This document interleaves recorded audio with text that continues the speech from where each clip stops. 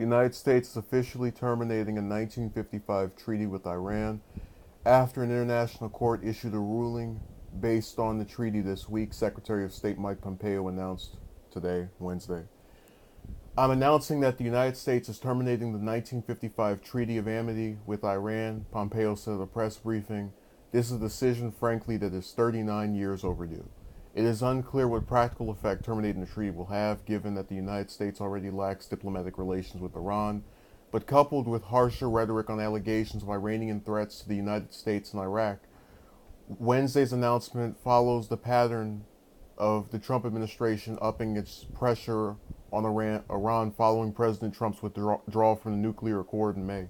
Pompeo's announcement came hours after the International Court of Justice, the United Nations' highest court, ordered the United States to lift some sanctions against Iran that affect imports of humanitarian goods and products.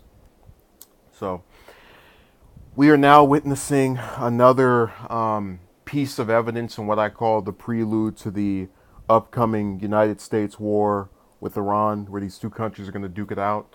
And it's not hard to really see, but a lot of people don't closely follow, I guess, foreign policy. Basically, all you really need to put together is that the National Security Advisor, Bolton, is someone who wants regime change in Iran and advocated against the Iran nuclear deal, which coincidentally, a couple of weeks after he took office, we pulled out of. Now, a lot of people say, "Oh, well, Trump was also saying that he would do that prior to being in office," but you know, he doesn't have an ideology. Those conservative neocons, those neocons decided to talk him into doing that. What I find so dangerous is that when one of his supporters hears someone say, "This is a bad thing that he is doing," you get the same two reactions. Either, "Oh, okay, that's bad, but I still support him," or, "Oh, no, that's not bad because yada, yada, yada, yada, yada." I had a guy who came on one of my streams and tried to say that the Iran nuclear deal was making it easier for the Iranians to get nukes, and the whole purpose of the deal was that we had an international body that would inspect them and make sure they couldn't develop those.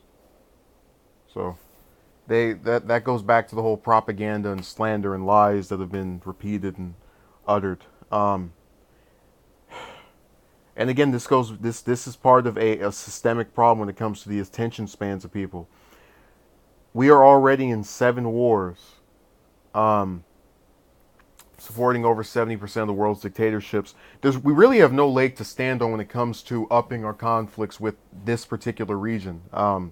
Because if you say, "Oh, well, the United States doesn't like the Shah or whatever, or the current leadership of Iran," well, again, we're backing all of these dictatorships. It's not we're part of the of that good old clique of doing supporting non-democracies and also committing terrorism. I mean, do we have to bring up Yemen and us arming the Saudis as they kill all those people over there?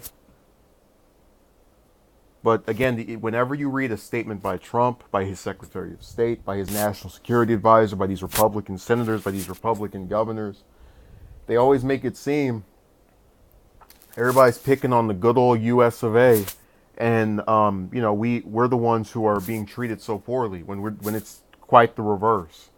But because we're such this large entity, nobody really wants to tell us or check us on what we do. And then that's why when you have the international court come out and say, "Hey, you better lift those sanctions," just like a rogue state, the U.S. Tries to get out of it or pull away or refuse to do so. And that's really obstructing an international body that is intended to act as a neutral force in between all of these countries. This component of the United Nations is designed so that these countries don't feel, "Oh, this one's trying to tell me what to do, that one's trying to tell me what to do." No, it's a consensus. And the U.S. turned that down. And I guarantee you, if Iran had done that or any of these other countries, what would the United States response be? "Oh, rogue state, we have to go to war with them to stop them from doing bad things." You know that would happen. And I can't tell which is worse, the fact that we're going to have a war with this country and no one's talking about it, or the fact that I know, again, unless I mass share this Only about maybe 40, 50 people will see this. 30. I wouldn't even hold my breath for 60. That's just how no one cares. Um, but it's a very important topic that people choose to ignore year after year, day after day. But it's coming. And you know, a lot of these Trump supporters, and they voted for him, they didn't think about what relations we would have with every single country. But it's very easy to get into a conflict with one of these. Um, Especially when you track the record of his top administration officials who have public statements regarding their wishes to have this conflict. There was nothing wrong with that treaty. The only reason the U.S. pulled out of it today, or at least announced it's pulling out of it, is because they don't want to succumb to international agreements. And it damages. You know, people talk about Obama embarrassed us. I don't, and I've said it before. I'm not his fan, but how is anyone going to take us seriously ever again if every time someone that's not the U.S. says, "Hey, do this," we basically stick a middle finger in their face?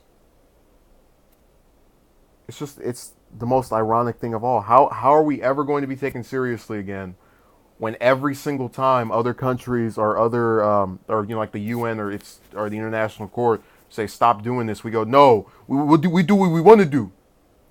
Like, it's all hypocrisy. It's all dumb. It's just this giant orgy of the people not caring, the government, or rather officials, high-ranking officials in the government getting paid to do stupid things such as this, and then massive casualties that have no reason to impact them being spread all across the world. When we have all these Iranians die, no one over here is going to care. When all these Americans die, only the families of those Americans care. And there's never a giant protest. There's never a mass boycott. No one does anything. Like this story, and just really a lot of these international events where we pull out. When people read the headline, they don't choose to unpack what that means in terms of what is the lasting consequence of doing that. But if more people sat back and said, "Wait a second, we're going to go to a war with an eighth country or ninth potentially," um, you would have loads and loads, or just millions of people descending on the White House every day. If the amount of people that are going to be affected by this actually cared enough to come out and just show how upset they are with these policies.